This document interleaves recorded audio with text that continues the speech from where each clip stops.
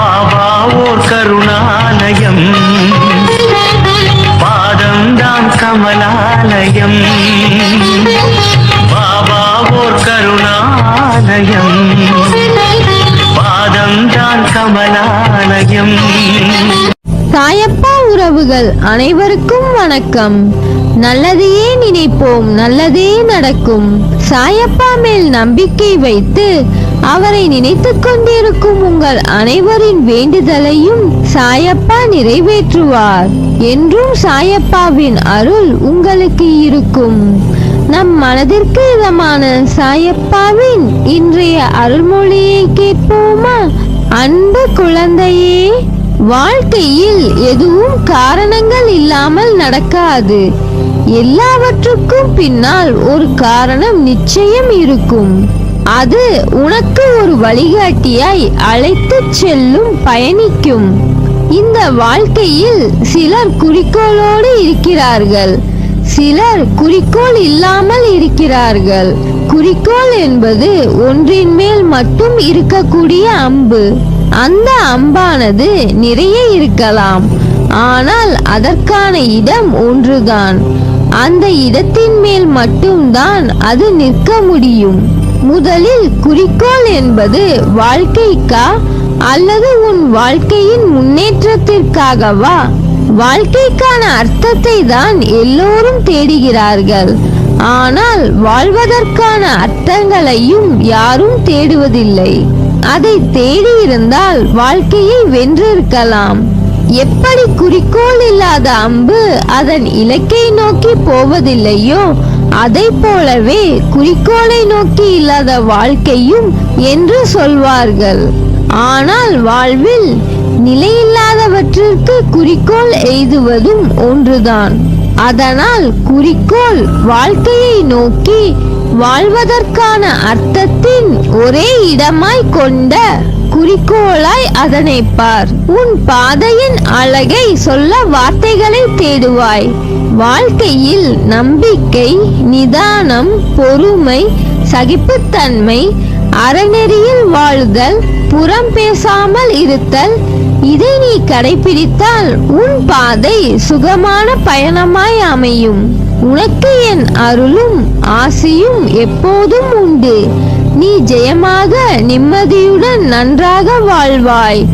உன்னுடன் நான் என்ற உன் சாயப்பா என்றும் இருப்பேன்.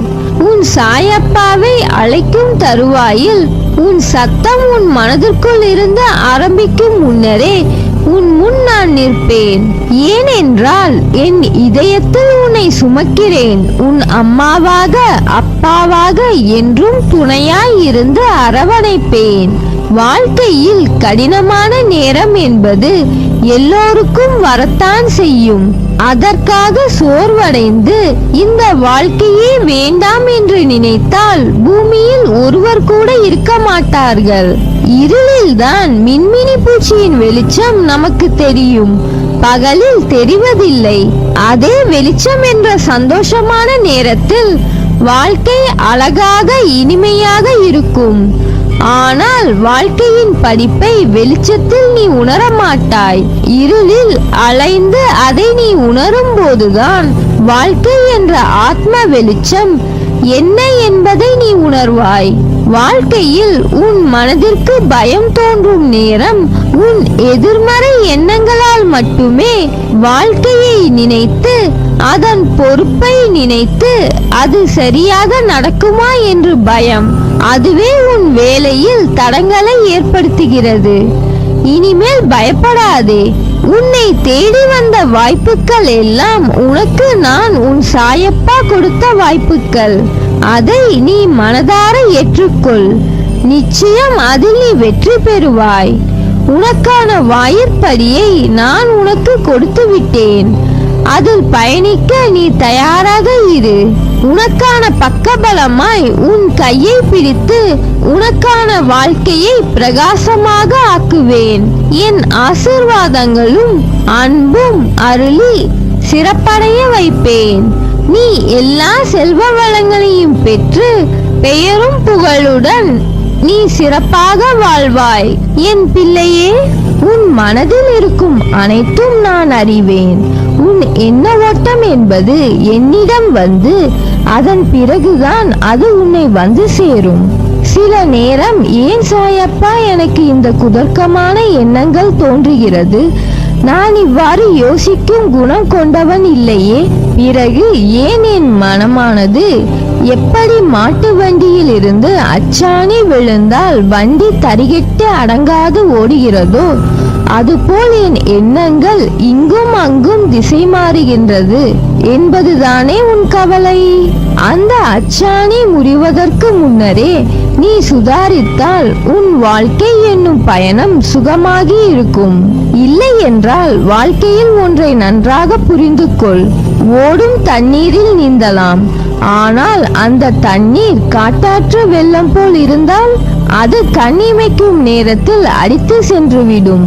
நீ சுதாரித்தால் மட்டுமே உன் எண்ணங்களின் நிலை அறிந்த பிறகுதான் நீ நிதானத்தில் செயல்படுகிறாயா அல்லது சந்தர்ப்பத்தின் குழப்பம் உன்னை அப்படி தேவையில்லாமல் யோசிக்க வைக்கிறதா என்று தெரிந்து கொள்ள முடியும். இன்று உன் சாயப்பா உன் மனதில் இருந்து உன் போக்கை ஒரு நொடியில் மாற்றியதை உணர்ந்தாயல்லவா? அதே போல் என்னை நம்பு. உன் வாழ்க்கைக்கு தேவையானதை எடுத்துரைத்து பக்கபலமாக இருப்பேன். உன்னை விட்டு நான் விலகுவதும் இல்லை, உன்னை விலகி போகும்படி நான் செய்வதும் இல்லை. உன் அம்மாவாக அப்பாவாக உன்னை என் நெஞ்சில் வைத்து காப்பேன். உன்னை நினைத்து நான் கவலைப்படுவதா அல்லது வருத்தப்படுவதா? உன் மனதில் இருக்கும் சங்கடம் ஒன்றா இரண்டா? அதை பட்டியலிடலாம். உன் மனதிற்கு வரும் துன்பங்கள் கஷ்டங்கள் ஒரு பக்கம், நீயாக நினைத்து ஏற்படுத்திய கஷ்டங்களும் மனவலியும் ஒரு பக்கத்தில் உருவாக்கியுள்ளாய். நம் கஷ்டங்களும் துன்பங்களும் கண்ணில் விழுந்த தூசி போல. அதை நீ கசக்கினால்தான் உனக்கு கண்களில் வலி ஏற்படும். அதை போலவே உன் துன்பத்தை மட்டுமே நினைப்பதால் தான் இன்று வரை நான் உனக்கு அளிக்கும் விஷயங்களை உன்னால் சரிவர புரிந்து கொள்ள முடியவில்லை. நீ என்னை பார்க்கும் போது கண்ணில் ஆனந்தமும் மனதில் வேதனையும் தெரிகின்றதே. என் பிள்ளை, நீ வேதனை கொள்ளலாமா? உனக்கு நான் இருக்கிறேன். உன் மனம் என்பது குழந்தையின் மனதை போல் பளிங்கி போல் பளிச்சென்று தெளிவாக உள்ளது. ஆனால் நீயோ அதை உணராமல் தேவையில்லாத விஷயங்களை நினைத்து புலம்பி தவித்துக் கொண்டிருக்கிறாய். இவ்வுலகில் தவறு செய்யாதவர்கள் என்று யாரும் இல்லை. சிலர் தெரியாததுமாய் செய்கிறார்கள். அவர்களுக்கான சூழ்நிலை, நேரம் மற்றும் அவர்களின் வினையின் பயனால் செய்த தவறுக்கு மனவலியும் வேதனையும் அடைகிறார்கள். உன் மனதில் ஏற்படும் அனைத்திற்கும் பொறுப்பு நானே. உன் தவறை நினைத்து வருந்துகிறாய், திருத்திக் கொள்ளவும் நினைக்கிறாய். அது அப்படியே நடக்கும். அதை நிறைவேற்றி தருவேன். நீ கவலைப்படாதே. எதற்காக பயப்படுகிறாய்? நான் இருக்கையில் உன்னை நிச்சயம் செம்மைப்படுத்துவேன். உன் துன்பம் காற்றாடி போலவேதான். காற்று எந்த திசையில் இருக்கிறதோ அந்த திசையில் தான் அது பறக்கும். அதை வேறு பக்கம் திசை திருப்ப நினைத்தால் அது பறக்காது. அதுபோலதான் உன் வாழ்க்கையும். உன் வாழ்க்கை என்னும் காற்றில் துன்பமும் சந்தோஷமும் இரண்டும் ஒரே அளவுதான். சந்தோஷத்தை ஆனந்தமாய் எடுத்து ரசிக்கிறாய், கஷ்டத்தை கண்டு ஓடுகிறாய். அதனால்தான் அது உன்னை துயரத்தில் துரத்துகிறது. இரண்டையுமே ஒரே அளவில் நீ நினைக்கவும் கடந்து போவதற்கும் பழகிவிட்டால் உன் வாழ்க்கை சோலைவனமாக இருக்கும். எதற்கும் பயப்படாதே.